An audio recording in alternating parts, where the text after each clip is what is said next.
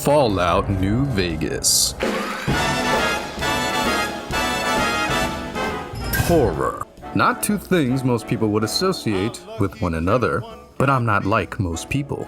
I'm lobotomized. And as a result of my lack of a prefrontal cortex, I see things a little differently. Behind the post-apocalyptic setting of New Vegas, behind its dark humor, is a foundation of horror that runs like irradiated groundwater beneath the Mojave. I will show you this horror today, and I won't even be taking the low-hanging fruit yet. Horror doesn't need to scream to be heard. Sometimes, horror is all about setup and execution, such as the setup of Vault 22.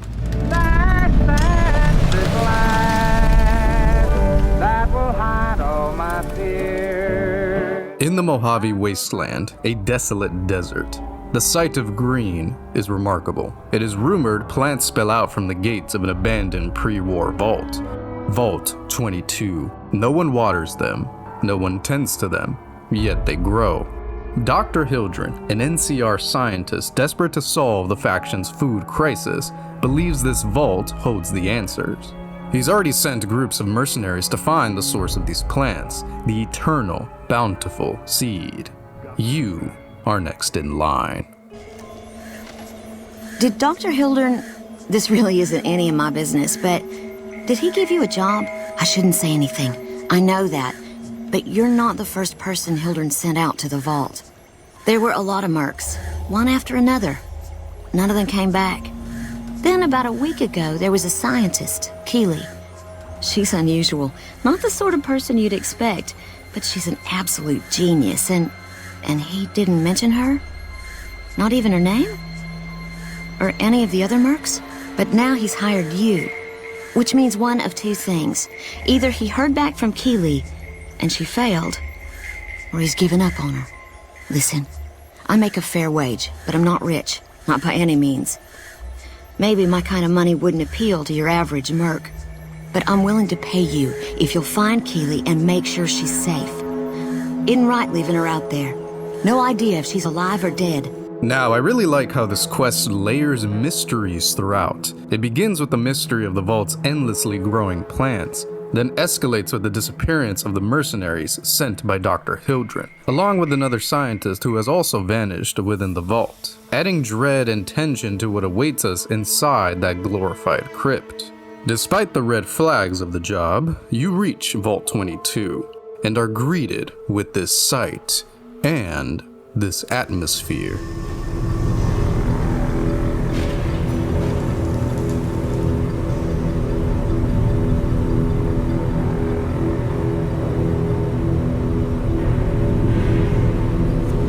The Gamebryo engine gives the environment an uneasy atmosphere and lends itself well to horror, much like the Source engine. The textures are muddy, grimy, and dirty. Some of the environments can look so scuffed that even a mailman can scare the shit out of me under the right conditions. Alright, got my loot. Let's see. What the fuck was that? Excuse me, I have an urgent delivery for you. Here, it's just this letter. You're welcome. Have a great day.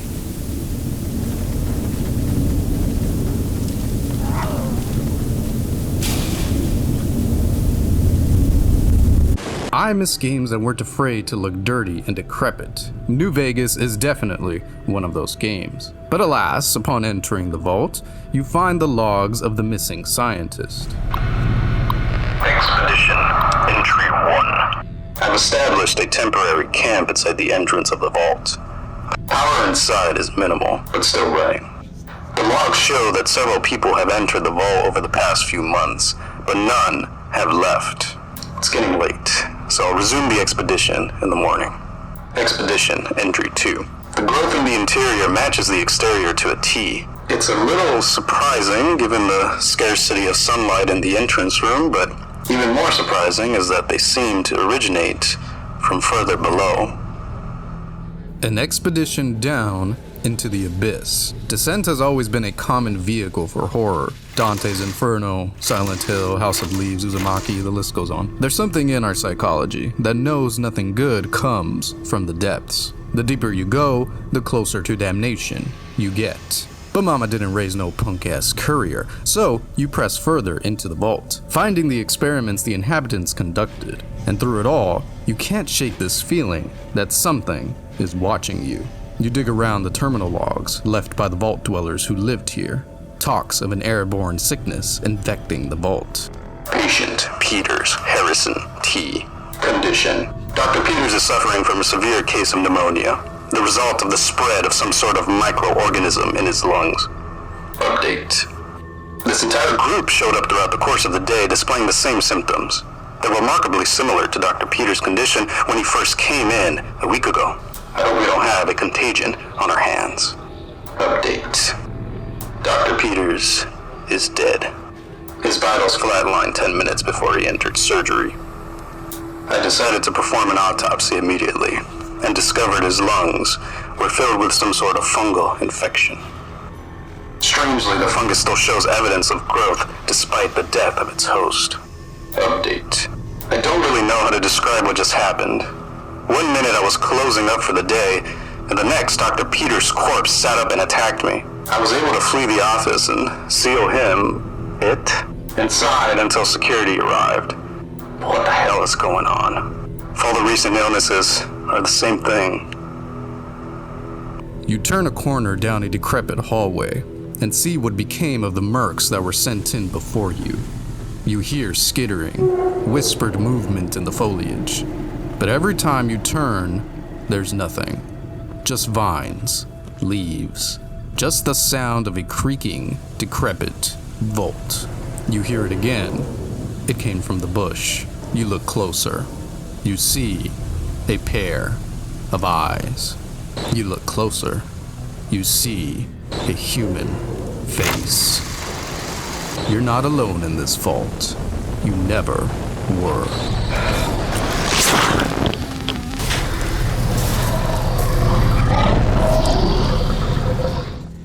This is Fallout's take on eco-horror, a subgenre where nature is presented as hostile to human life, often relegating humanity to mere food or a means of spreading.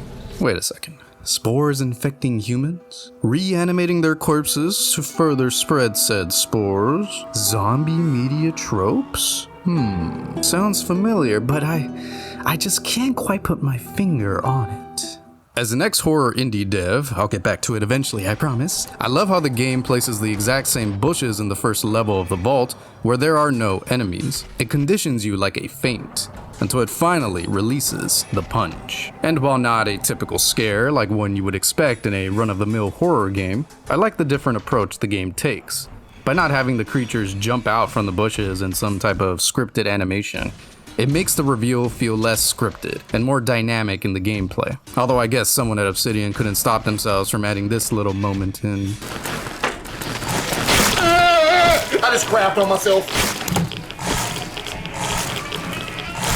My biggest critique about the horror here is just how easily you can skip all this setup by either fixing the elevator or just beelining down each staircase. But it's an RPG, I get it, but I shouldn't get a worse experience from utilizing my character's skills. I think choices in horror sequences work best when the choices lead to different horrors, not when one choice lets you skip most of the horror. Also, I guess we should also talk about the annoying ass elephant in the room. The experience I just conveyed in Vault 22 is most likely not the experience you had. And that's probably for one sole reason: the radio. Yippee-yay, there'll be no wedding bells for today.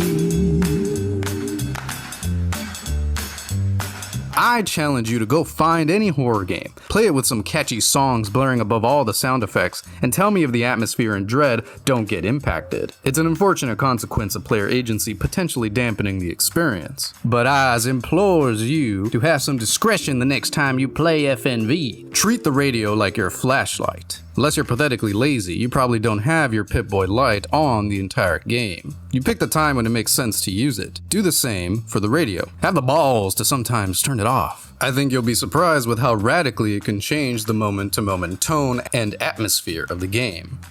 This is an automated reminder to wake up from the dull reality of your life and subscribe. Wake up. But before we leave Vault 22, there's one more thing I wanted to ruminate about. This epiphany actually came to me in the wee hours of the night when I was being harassed by my sleep paralysis demon. Vaults are like tombs, crypts, sealed places where the past is buried, but not always dead. Inside, you find the corpses of the old world, but you also find its ideas, leftovers from a world that thought it could outlast death, rewrite nature. The vaults are sarcophagi. They hold the curses of the dead. This concept is actually not that far from our reality. Just look at Chernobyl. Its sarcophagus was built to trap the remains of a distant disaster, to cage the death particles in the air itself. But the danger didn't die. It was simply buried. A rotting monument to the ideological failure of its creators. A failure so monumental, its consequences still threaten us to this day. Not to mention the many nuclear dump sites we bury, inscribing warnings in hieroglyphs because civilizations years from now may not speak our language and be unaware of the dangers we buried underneath their feet. So you start to wonder, after the bombs fell, did these vaults really just keep the radiation, the scavengers, the mutants, the raiders out? Or are they keeping the rotting corpse of the old world in, along with its many diseases? The Mojave is scattered with these cursed tombs that many wastelanders have the misfortune of wandering into, often adding to their occupancy of corpses. And in some of these tombs, the corpses are still kicking.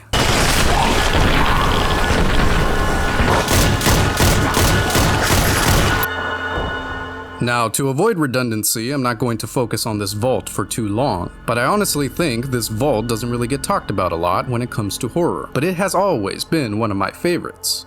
After investigating the cause of the irradiated groundwater plaguing the NCR sharecropper farms, you pin the source of the contamination to Vault 34. As you approach, you hear your Geiger counter begin to go off, and throughout your entire time in this god-forsaken tomb, you're not going to hear it turn off. It acts like a ticking clock. It actually reminds me of cave diving with a depleting oxygen tank. Every second inside is a negotiation with your own inventory. Every dead end is a potential grave. And let me tell you, there's an abundance of dead ends in this vault. The thing is a multi-layered maze. Now, I've played a lot of horror levels in my time, and I've designed a fair amount myself, but Vault 34 is the only one I have experienced that actually gave me claustrophobic tendencies. I'm not prone to claustrophobia at all. Put me in a box and ship me to Tahiti for all I care. But when the box is slowly killing you with death particles, the whole place looks like it'll give you tetanus, and the soothing sounds of rusted infrastructure screech in your ears, I think that'd make anyone a bit claustrophobic. Oh, and there's also a swarm of reanimated corpses, the past inhabitants of the vault, trying to rip your face off. You know, now that I think on it further, it really is like cave diving. The place is a labyrinth, hallways that look identical but lead nowhere, collapsed tunnels that force you to find alternate paths. It even has submerged sections you have to traverse in order to go deeper into the vault. I love how you have to drain the lower parts of the vault in order to traverse it. It reminds me of BioShock, the way you have to navigate the flooded infrastructure. The level design isn't trying to be fun. It's trying to trap you. It wants you to get lost. It wants you to panic, burn through your Radaway, your Stimpaks, your ammo, until all you are is another ghoul in its ranks.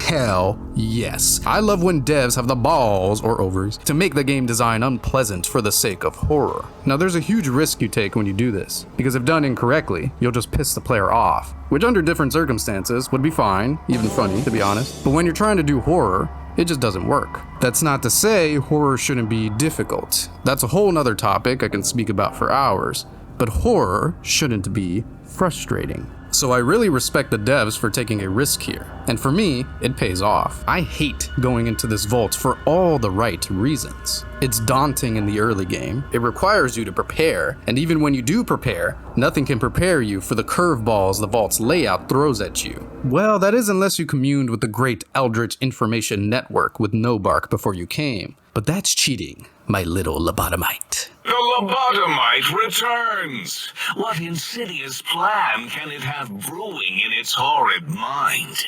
What commie anti-American propaganda will it spew?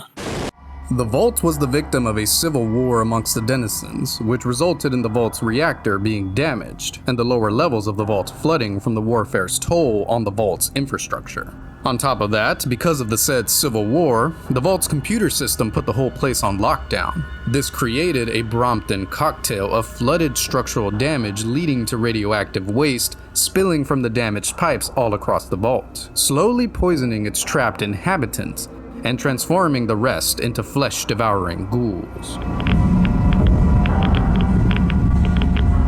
Oh, and by the way, if you've ever had the misfortune of being stuck in this hellhole for far too long, you may have noticed that the ghouls seem to respawn long after you cleared the whole floor. Well, actually, they don't respawn.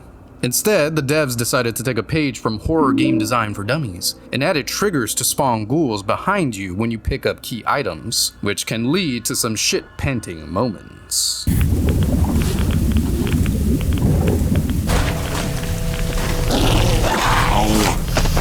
I got pants all over my shit.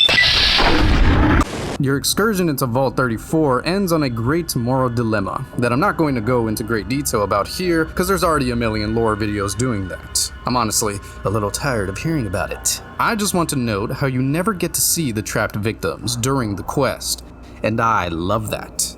It creates this strange atmosphere to your decision. For all you know, they could already be dead, and the sacrifice you made for them was for nothing. The whole reason you came down here into this vault could be for nothing.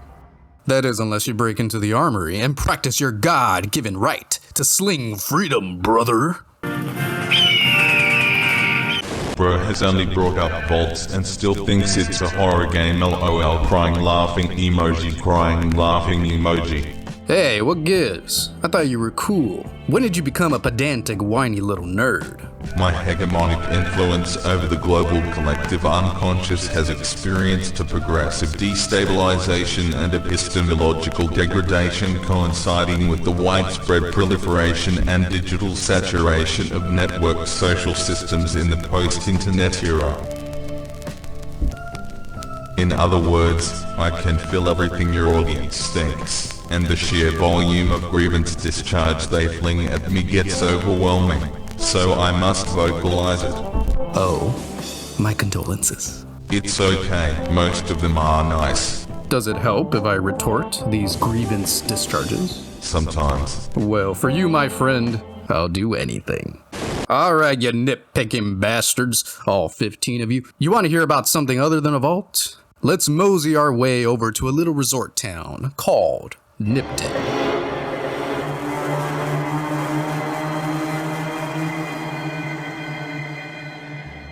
But before we get there, we gotta make a bit of a supply stop at the Mojave outpost. Here we meet a gal named Ghost.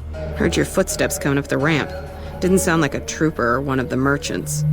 The Mojave outpost, among other functions, acts as a vantage point for several key land points in the region, one of them being a town called Nipton. Ranger Ghost has a pretty big reason to be concerned about the current mortal status of the town, so she requests a word with you. You a courier? If so, this might be your lucky day. If you don't mind walking a bit, and your eyes are good. I think there's trouble in Nipton. No traffic from there on the roads. While I can explain that away, smoke from the town I can't. I'm sure it's been hit. What I need to know is if they survived it. Might be powder gangers with all that smoke in the air. If there's anybody left, they'd be in the Nipton Town Hall. Go there. Check it out. Let me know what you find. Listen, I don't want you getting killed for this. So if you head there and run into trouble, I'm asking for eyes and ears, not your life. All right? In horror, the most effective dread often comes from what you can't see. Ambiguity. You know something's wrong, but you don't know what it is or how bad it truly is.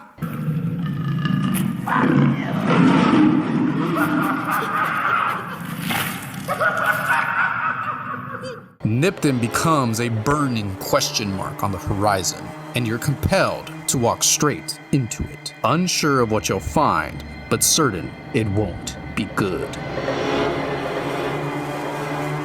As you approach Nipton, the plume of smoke grows larger, and if you already know what's burning there, I imagine the closer you get, the less bearable the smell would be.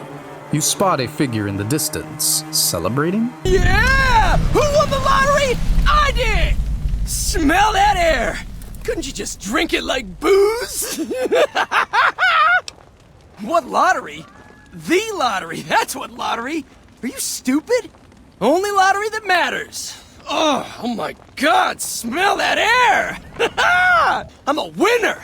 I won the motherfucking lottery!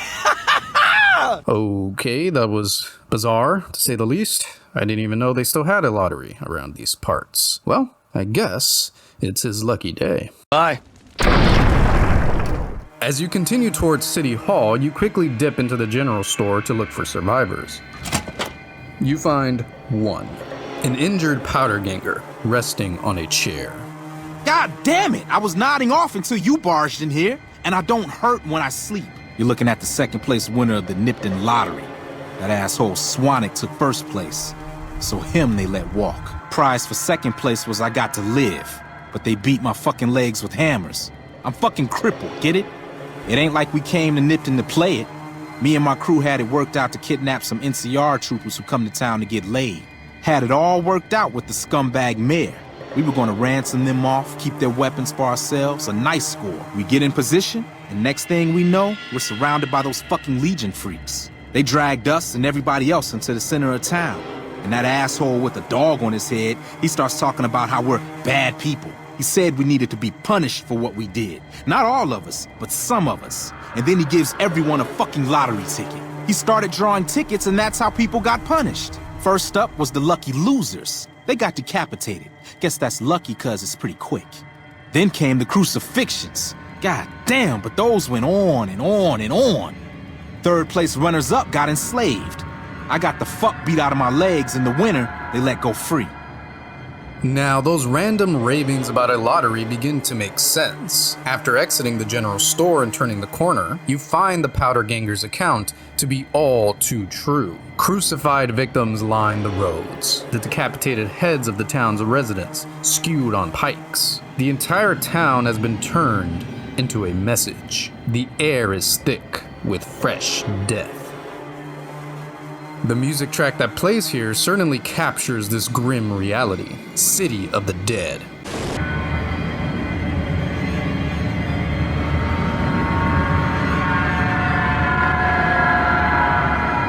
A track originally used in Fallout 1. In the original Fallout, the track title referred to the location known as Necropolis, on account of rumors that the city had reanimated corpses walking about, which we would later discover to be ghouls. But in New Vegas, the title of the track takes a new, brutally straightforward meaning.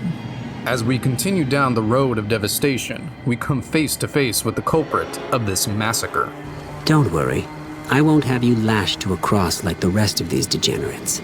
It's useful that you happen by.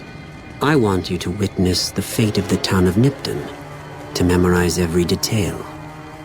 And then, when you move on, I want you to teach everyone you meet the lesson that Caesar's Legion taught here. Vulpes inculta, a man of justice, calmness, and apathetic boredom. He speaks about human life with the detachment of an IRS agent. Like all this torture and killing is simply a chore he must take care of, like cleaning up trash off the street. Where to begin? That they are weak and we are strong? This much was known already. But the depths of their moral sickness, their dissolution, Nipton serves as the perfect object lesson. Nipton was a wicked place, debased and corrupt. It served all comers, so long as they paid. Profligate troops, powder gangers, men of the Legion, such as myself. The people here didn't care. It was a town of whores. The name Vulpes translates to fox in Latin, to mirror the fox belt he wears as a hood. Incolta roughly translates to brutal. Altogether, brutal fox, or fox of brutality. Foxes across cultures are symbols of cunning manipulation and ensnaring violence. Predators that wait, that infiltrate, that ambush their prey. If you dig through the scattered journals and terminal entries left behind, you can start to see the shape of the trap Vulpes set for Nipton. Vulpes used the greed and corruption of Nipton's mayor to have him betray the NCR soldiers, taking their leave in his town. The mayor thought he was making a deal, that he'd profit off the betrayal, that he'd walk away richer while the Legion cleaned house. But he misunderstood the nature of a Vulpes. The same trap that closed on the NCR closed on the mayor too. When the massacre of Nipton occurred, the mayor was not entered into the lottery. He was burned at the stake for his greed and treachery. The fox cowl of Vulpes is his primary skin. His actual face is the secondary skin he wears. The cowl is an erasure of personal identity. It says, "I'm not a man, but a force of nature." You know, he actually kind of reminds me of Lorne Malvo from Fargo, the way he is personified as a predatory animal, a wolf in the case of Malvo, and how they exist more as concepts of nature than as people, instruments of manipulation, death, and corruption. Oh, and before the 15 Thomases amongst you start whining at me, hollering on about how the whole sequence ain't horror, just think about what the in-universe intention of this massacre was. Why did Vulpes do this?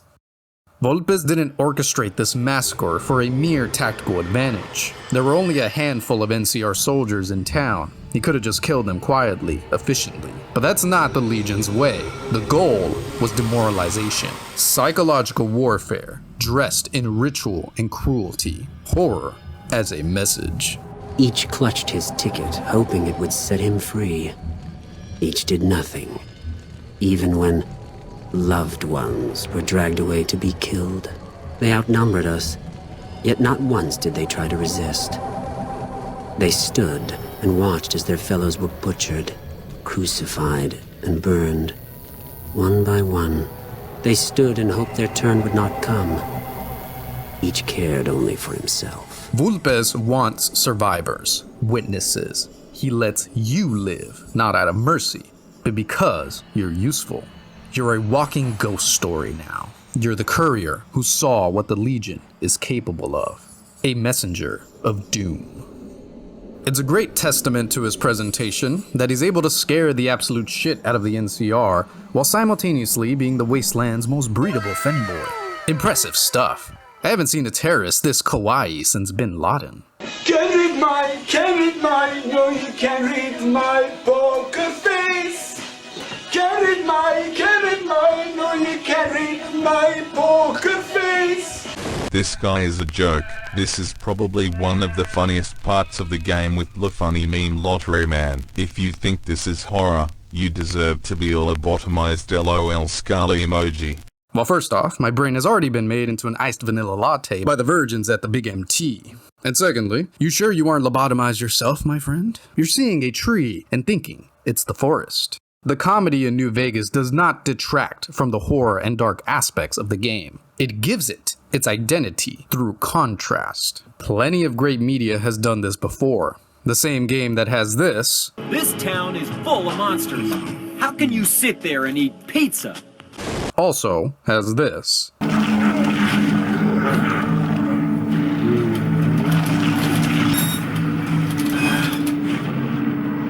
And the same game that has this also has this.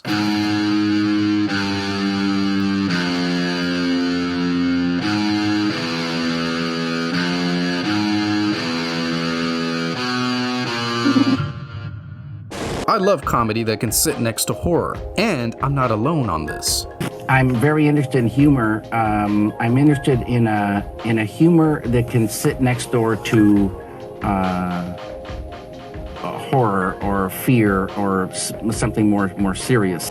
It irritates me to no end the intrinsic need people have to put everything into neat little boxes. And it especially baffles me that they have a need to do this to something as dynamic as art. It's painfully reductional and leads to useless discord around the elements of a given piece of media, kinda like we're doing now.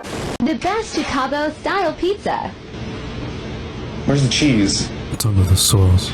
There's no cheese on it. It's under the sauce. Like, I'm Italian and this is hurting me. So am I. Who asked? But it's just sauce. The horror is under the sauce. That's not enough cheese. The horror is under the sauce. It's not enough! It's under the sauce! But in all fairness, I acknowledge there is a balance to be struck. And again, all this dark comedy horror presentation of Nipton can be very quickly undone with the dial of one radio knob. Which in some sense is pretty awesome, because it gives New Vegas an almost dynamic tone changer, like putting wigs and makeup on a corpse. But it also has the consequence of ruining people's perception of what New Vegas has beneath the surface. Beneath the wig, beneath the makeup, you're still in bed with a corpse. You're still a freak. You're still going to jail. Stop right there, criminal scum! You violated my mother. You guys remember that stupid crow meme? Well, yeah, that's kind of what's happening to New Vegas' tone when the radio is on. It's hard to get immersed in the horror with Marty Robbins singing an absolute banger in your ear. It's no wonder that over the years I always see comments on New Vegas saying something to the effect of, "Playing New Vegas without the radio will give you PTSD," or some shit like that. Without Big Iron, you are nothing. But lobotomite philosophizing aside, our experience in Nipton has what I consider to be the perfect ending to a quest in this game. After witnessing the crimes against humanity back in Nipton, you go running back to report the news. You pull up like Paul Revere and start laying down all that doomsday drivel. And this is how the NCR reacts. What? There's no way. We're miles from the Colorado. They aren't even waiting for the dam to fall. They're already inside the borders. We'll never stop them. Not at this rate. We're doomed. Thanks for bringing the word. Even if the news is bad, I'll let the men know. I love this impending dread. This looming threat the Legion posed to the NCR, like an impending death storm. Overall, a fantastic piece of horror in the Wasteland, and one that will always stick with me. Alright fellas, I have just begun to touch the surface of the horror in this game. If you want more, drop a like and I'll make another volume. Until next time, dear viewers, I will see you in your dreams. I'll see you.